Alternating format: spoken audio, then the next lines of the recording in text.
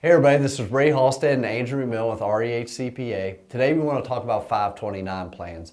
I know a lot of people out there have set up 529s for their kids in the hopes that they will attend college in the future. What I want to go over today is basically how are those distributions taxed. Andrew McMillan is here with us today to go over 529s and how withdrawals are taxed. Andrew, what can you tell us?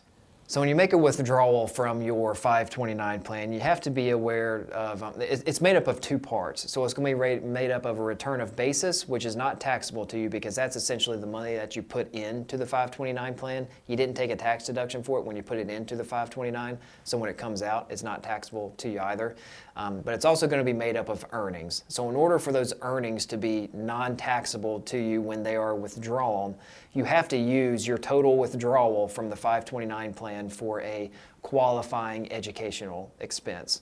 So what are qualifying educational expenses? So the IRS does have some rules around that. So expenses that can be used are going to be college tuition, generally room and board if you're enrolled in the university or college for at least on a more than half-time basis.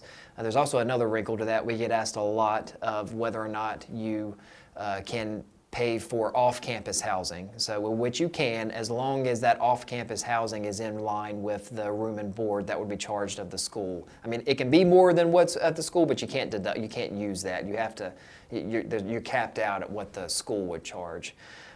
You also can pay for books, supplies, computers, anything that is required of you while you're enrolled at that school. There's a couple new ones here too, relatively new ones. You can use up to $10,000 for K through 12 tuition costs from your 529 plan, up to 10 grand a year. And then the other one is you can pay for student loan debt. The interest and principal that you pay on student loan debt qualifies, can be paid with your 529.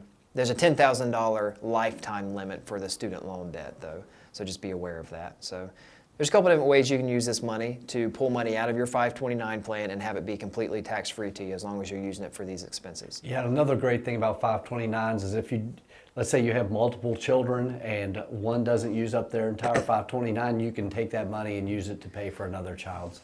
You can actually just move it around to whoever you want to, as long as it's used for educational expenses, it's fine. And it's really nice also because grandparents can even set these up for the children and still have control over the money. Yep. So 529s are a great vehicle to pay for a child's education. So. Yeah. And there's always those situations where you pull the money out and you keep it, you don't use it for one of these qualifying expenses. So just be aware that if you do that, then the earnings are going to be taxable to you at your ordinary income rate, and then it's also going to be subject to a 10% penalty on those earnings as well. So there are some exceptions to the penalty for some extreme cases, but just know that if you don't use it for your education expenses that qualify, then you are going to pay taxes on it. Awesome. Really good information, Andrew. If you guys have any questions about 529 plans, feel free to give us a call, set up an appointment, and we'll talk to you about it. I appreciate it. Thanks.